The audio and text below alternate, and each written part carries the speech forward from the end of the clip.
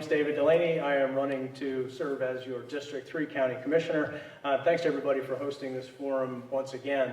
When we were here in the spring, I ran through a quick bio and introduction, so I will skip some of that tonight and just talk a little bit about some of the things that I want to work on as a commissioner for all of you. First and foremost, I want to mention that education. Education to me is critical. My wife and I have 2 kids in the Chatham County school system, and we feel it is imperative that we have a top-notch, first-class, first-rate education system. And that's something that I want to help our county have and continue to have. Our Board of Education is excellent. Our superintendent is excellent, and I've worked with him on a number of different topics related to race and racial justice in our community. And I want to make sure that it becomes true in this county that things like race and disability status and socioeconomic status are not good predictors of whether you will be suspended and sent to jail. Right now, unfortunately, those things are true, and we should work together to make them untrue. We should dissociate those things. If you are comfortable voting for me as your candidate for District 3, I would ask that you also give me a strong board of commissioners with the current incumbents. These are folks I have worked with and known for a good long time. And I believe that to spend our largest county budget line wisely toward the kind of education future that I described, I need those kinds of partners like Gary and Del and Jane Allen, so thank you. 2, growth. We cannot face growth the way we have faced growth in the past in this county. We are facing unprecedented development challenges, business, large communities, and I've been spending a little bit of time reading the brand new Wastewater Study Commission report, which is telling us that we need to do better in the coming generation than we have done in the past generation. So I want to be able to work for this county to plan for the kinds of infrastructure needs, whether it is wastewater, water quality, or stormwater management that we need as communities are going to spring up around us. Also on growth. It's great that we have VinFast and FedEx and Wolfspeed coming to Chatham County to give us a strong, diverse tax base that we need.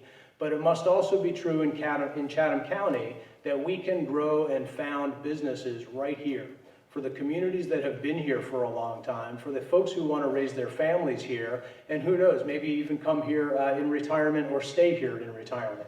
And so we need to have policies from the county level that promote that and work closely with the state and other resources to make that happen. Finally, as we work on growth, we cannot forget that we in Chatham County have a rich heritage in the great natural treasures that we have here. Our landscapes, our natural resources are second to none in this state, and we should work to preserve and protect those in every way we can as we prepare for the significant growth that comes this way. I'll end with a final note that I didn't expect to bring up, but hearing Sheriff Mike, I really want to emphasize this. Public health is and can be a common factor for us to think about across the board in the way that we do education, the way that we do growth, the way that we provide safety and security. And it starts by thinking about these problems longer term than we currently are now. We can help keep kids out of jail and not let race and disability and socioeconomic status send those kids into a prison pipeline if we focus on mental health needs and the development needs of those children even before they get to kindergarten and first grade. So I'd like to ask you to help to think about that. As County Commissioner, I'd like to work with Mike Zellick, our Public Health Director, to make sure that we have a good strategic plan to take on anything from COVID to mental health crises to other things that come our way. I'll pause there and welcome the questions. Thank you. Thank you. You touched on a lot of issues that I wanted to explore, but I'm going to ask you to delve a little deeper into some of them. In light of Chatham County's rapid growth, what steps should be taken to balance the rural-urban divide? I don't know that we can balance the rural-urban divide. Chatham County has historically been a rural county. It will always be, and always should be in my mind, to some significant extent, a rural county, even as the Northeast continues to grow and to swell, and as the Carolina Core develops along Highway 421, we have the opportunity to do unique, innovative things in this county to preserve farmland, to find unique ways and innovative ways to keep farms and sustain farms in a global environment. Broadband technology can be a great help in that.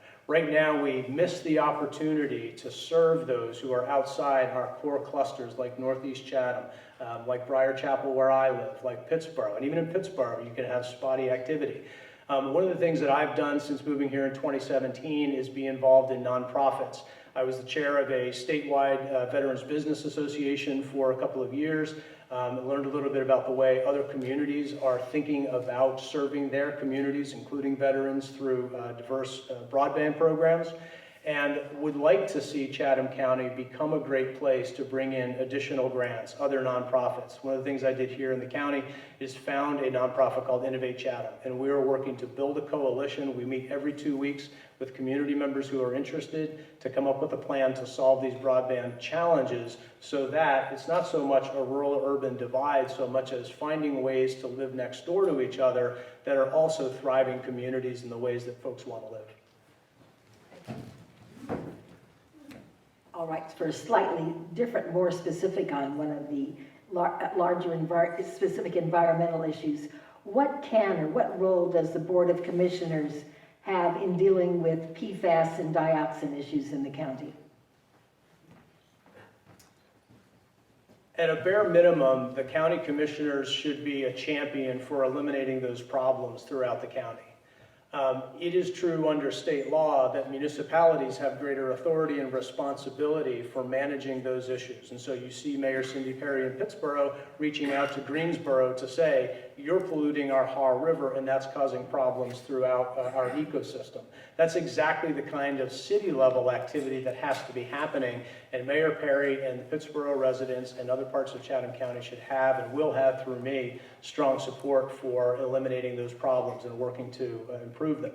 There's a second part of this, and that is that it's the state bodies, not the county bodies and not the cities, that provide the regulatory oversight of these issues. And then once you get, there's almost always a link to state government, but sometimes you have the federal government involved as well. County commissioners can and should be a strong leading voice for finding ways to get studies done, to get grant money, to find ways to prevent problems, to solve problems that have been with us for a while, and then to prevent the next category of problem that comes down the line, for example, from new manufacturing sites that come into your city to give, or into your county to give great jobs. You mentioned in your introduction about yourself, your concern about wastewater issues. Beyond a general task force, do you have any specific ideas about how wastewater issues should be dealt with? Well, I know enough to rely on experts for that, and as I said, there's a brand new study commission report that has been delivered to the county commissioners today. Franklin Gomez-Flores is there at that meeting right now receiving it. I have read through the entire preliminary report that has been prepared and was given to the commissioners today, and I'm about halfway through the report itself. We, the county commissioners, should make sound decisions based on what's in there. There are some near-term recommendations, there are some midterm recommendations, and there are some long-term strategies. One set of long-term strategies is thinking about connecting to a regional system like Durham County or Durham City. That may not be palatable, that may not be financially possible, but those things have to be considered in order to give us a better opportunity to manage the wastewater issues that are already here. We might also have to think about new ways for folks in this community to form municipalities. I learned recently that Briar Chapel is in population larger than 75% of all incorporated cities in North Carolina. That's astonishing. And then you factor on top of that the fact that there is a large population just outside those gates on this side of 15501, south and east, north and west, all around, and you have one of the densest areas that does not have city government. This period of time, as we think about things like wastewater management, might also be the time where residents have to think about those balances again, because 20 and 30 years ago when communities like this in Fearington were created, those thoughts were out there and they were put on hold, and it will be up to residents to tell us as decision makers on your behalf what you're interested in doing in those hard areas. So thank you.